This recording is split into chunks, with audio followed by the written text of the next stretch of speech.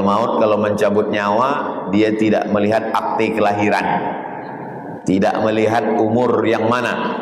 Kalau kita tegak di bawah pohon kelapa, coba kita lihat ke bawah.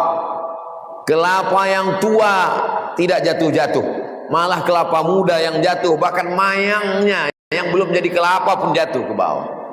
Jadi yang tua jangan putus asa, yang muda jangan bangga, karena kita semua akan mati menghadap Allah Subhanahu wa taala. Semua akan tinggal hanya menjadi kenangan, dan kenangan yang kekal abadi menjadi kebaikan. Di antaranya adalah pesantren Ar-Rahmah Ambon. Saya ingin dari pesantren Ar-Rahmah Ambon, orang Sumatera tahu bagaimana Ustadz Somad di wilayah timur Indonesia yang mengirimkan santri ke Tarim Hadramaut melalui murid Habib Umar bin Hafiz, langsung sanadnya adalah Ar-Rahmah Ambon, dan sekarang sedang belajar. Berapa orang yang sedang di sana, Habib? 9 orang dari Papua satu. Kesempatan luar biasa. Saya bilang ke istri saya mau anak kita ini nanti hafal Quran, habis ngapal Quran dia belajar bahasa Arab, setelah itu kita kirim ke Tarim Hadramaut. Kenapa tidak kita kirim ke Mesir, dia tanya. Karena saya lihat dari beberapa Habib yang saya temui, saya menemukan sesuatu yang luar biasa, dari cara berpakaian, dari adabnya, dari akhlaknya. Saya mau anak saya belajar di Tarim Hadramaut. Ternyata anak bapak ibu sudah 9 orang berangkat di sana, dan melalui Ar-Rahmah. Alumninya akan pulang kemari belajar agama. Kami nggak mau anak kami sekolah agama, Pak Ustadz. Saya tidak mengatakan semuanya berangkat ke Tarim, tapi dia belajar agama di Ar-Rahmah. Dia belajar adabnya, belajar zikirnya, belajar akhlaknya, belajar akidahnya. Masalah nanti tamat dari Ar-Rahmah, dia mau jadi dokter, mau dia jadi pengacara, mau jadi polisi, mau jadi apapun. Orang kalau berilmu dia tidak akan terprovokasi. Kita tahu Ambon punya sejarah masa lalu. Hati pernah terluka. Orang yang hatinya pernah terluka, walaupun dijahit, disembuhkan, tapi bekasnya tetap ada. Kita tidak mau terulang yang tidak baik. Perang itu menang jadi arang, kalah jadi abu. Tidak ada untungnya sama sekali. Maka untuk mencegah itu semua adalah menanamkan pendidikan agama. Saudara kita tentu agama mereka, sedangkan anak-anak kita ditanamkan pendidikan agama Islam. Bagaimana bertetangga, bagaimana berkawan, bagaimana bersahabat. Sehingga kalau kayu itu basah, setengah mati orang mau menghidupkan mancisnya, menyiram bensin, dia tidak akan menyala. Kenapa? Karena kayunya basah. Tapi Allah membalas kita dengan sesuatu yang di luar pikiran kita.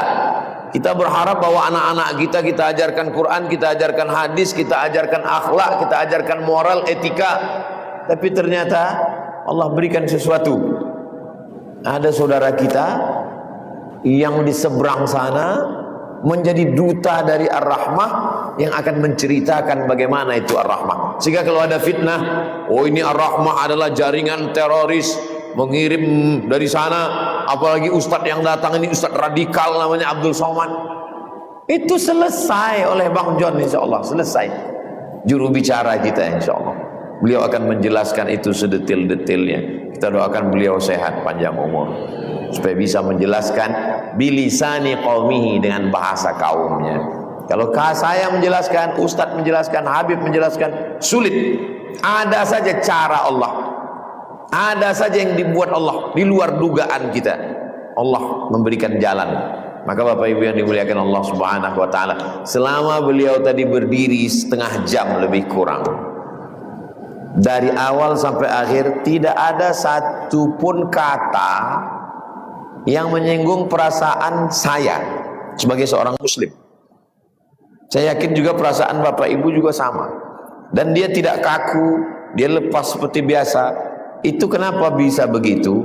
Itu karena perasaan. Saya sudah banyak ketemu dengan orang. Dari mulai Sabang sampai Papua, pergi ke sana kemari, tausiah. Satu hari saya ceramah 3 kali, pengajian subuh, pengajian zuhur, tabligh akbar malam, sehari 3 kali, macam makan obat. Macam-macam saya ketemu dengan orang. Tapi malam ini ketemu dengan Bang John, seperti tidak ada batas, cair saja, mengalir saja seperti biasa. Tentulah itu karena perasaan. Saya penasaran, begitu dari pertama awal dengar, di mana letak rahasianya? Tapi saya tidak mau bertanya, saya mau terbuka sendiri. Ternyata beliau sendiri yang membuka. Beliau dibesarkan oleh seorang ibu. 20 tahun beliau kehilangan ayah.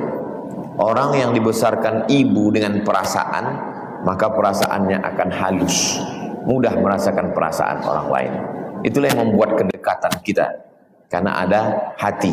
Hati tak bisa dibatasi dengan apapun. Maka ketika datang seorang perempuan menjumpai Nabi SAW, ya Rasulullah, ibu saya datang, tapi ibu saya tidak Islam. Ini cerita tentang perasaan. Afa asiluha, boleh saya bersilaturahim dengan dia? Kata Nabi, siliha, sambung silaturahim dengan dia. Karena perasaan tidak bisa dikerangkeng, tidak bisa dibatasi, tidak bisa dipenjarakan, karena dia ada di dalam. Afa utiha, boleh saya memberikan sesuatu kepadanya? Kata Nabi, i'tiha, berikanlah kepadanya sesuatu. Saya merasakan itu.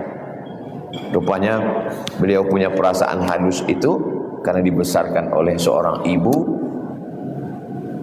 Ada orang untuk membuat orang lain tertawa mesti menginjak orang lain, melecehkan orang lain, dan itu sekarang yang dijual di televisi, sehingga saya malas penonton. Ada satu orang yang khusus untuk ditertawakan, diejek, hanya untuk membuat orang lain tertawa. Bang John tidak begitu. Stand up komedi beliau tidak begitu. Iya Pak Ustadz, beliau tidak mau orang lain, tapi ibunya sendiri. Masih ada batasan-batasannya, tidak kebablasan. Nah, jadi apa yang kita lihat malam ini penuh dengan pendidikan-pendidikan. Kita berharap ke depan anak-anak kita hidup dalam kedamaian, keselamatan, dan kita pun menghadap Allah Subhanahu wa taala. Ada yang kita tinggalkan sebagai sesuatu yang mengalir bekal kita menghadap Allah. Yatsba'ul mayyita thalathun, yang mengiringi mayat itu sampai ke liang lahat cuma 3. Yang pertama, maluhu, hartanya, mobilnya, motornya, selimut, bludrunya, semua ikut. Yang kedua, ahluhu, kawan, sahabat, satu alma mater, satu kampung, satu jamaah, semua ikut. Wa yabqa wahidun, yang tinggal cuma 1. Keluarga pulang, harta pulang, mobil pulang, motor pulang, selimut pulang. Yang 1 cuma tinggal, wa amalu, amal. Salat kita tak seberapa, tahajud kita tidak seberapa, puasa sunat kita tidak seberapa. Maka 1 peluang kita itu adalah sedekah, sesuai dengan kemampuan kita masing-masing. Kita bisa mengukur diri kita. Oh, saya ini seekor gajah, bawalah 1 batang kelapa. Saya ini bukan gajah Pak Ustaz, hanya seekor semut. Enggak apa-apa membawa sebutir gula. Tapi kalau ada 1 ekor gajah membawa sebutir gula, itu gajah keterlaluan.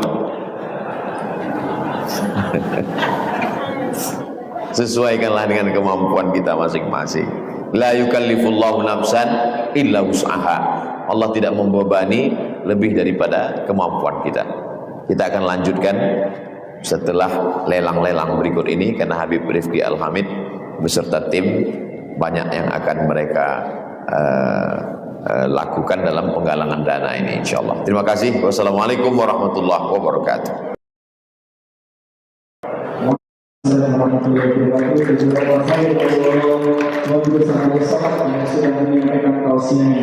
Baik, para